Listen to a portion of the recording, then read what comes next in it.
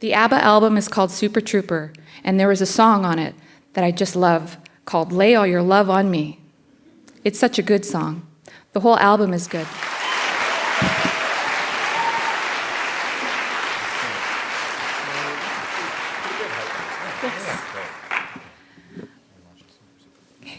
I am so glad I can't see you. I just want to, you all sound so beautiful with your laughter just off to the side. It's so good to hear laughter. But I am not going to charm you with laughter. But there is some humor in this, and it's dark. I am a grad student in the MFA in Writing program at the U of S right now. I'm in my final year, about to defend my thesis. So, thank you. Thank you. I am a Treaty 6 girl. My mother is from James Smith Cree Nation, and my grandparents are survivors of the residential school system. And thank you. And I am so nervous, oh my God. And my thesis is sort of a spin-off of what happened to my grandparents and my mother, who was in day school on James Smith, which is very similar to residential school, only they got to go home at the end of the day. So my thesis is about my experience with intergenerational trauma, and that in doing my thesis, I've realized that is a real thing.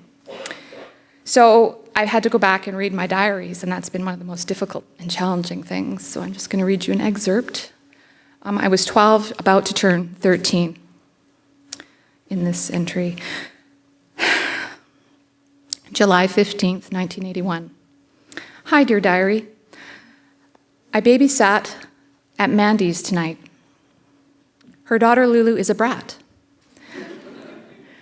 But I needed the money for that new ABBA record.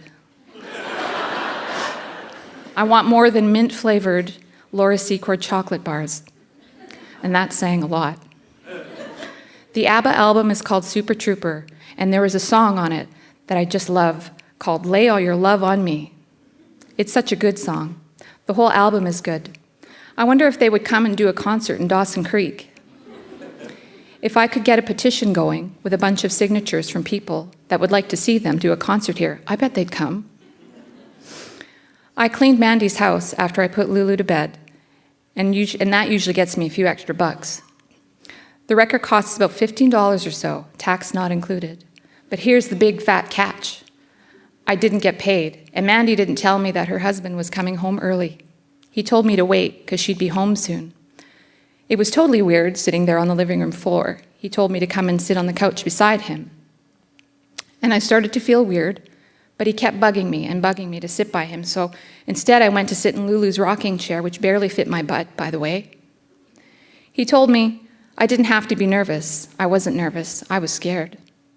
But I think I annoyed him or something, because he got up off the couch and lifted up the rocking chair with me in it and shook me out of it. I fell on the floor, and just as I was getting up, he pushes me back, pins me down with his knees on my arms, and he started tickling me, then touching my boobs. But I remembered that Bruce Lee move from the movie I watched with Andre and Joe. I think it was Fists of Fury or Enter the Dragon. I'm not sure which one, but he wraps his legs around the guy's shoulders and pulls him down and kicks him in the face. I wanted to make those Bruce Lee sounds, you know, where he goes, ooh, ow, ooh, chico. I kind of wrote it like that anyway. I managed to get him off me, because I started kicking him in the face, and I think I nailed him in the jaw. He looked kind of out of it. He didn't know who he was messing with. I got up and ran to the door, and he yelled for me not to leave, but I said I would be back, I promised. And duh, I didn't go back, of course. I should have made all those Bruce Lee sounds again. Then he would have known for sure who he was messing with. Then he would have thought twice about making moves on me. I was wearing coveralls, my Raggedy Ann coveralls, the ones where Mom had to sew on extra fabric because my legs had grown too long. I don't know what made me so appealing in those.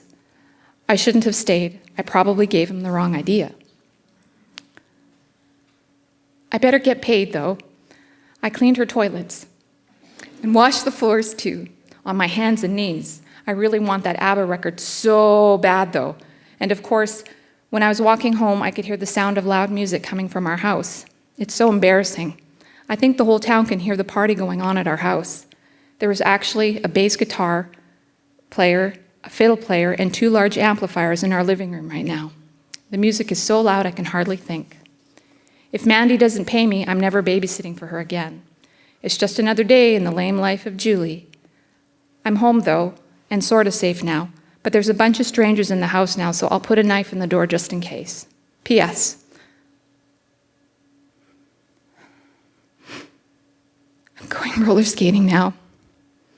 Tomorrow with Tammy and Berta. So I should go to bed. But that might change now because I have no money for babysitting. Okay, good night, dear diary. P.S.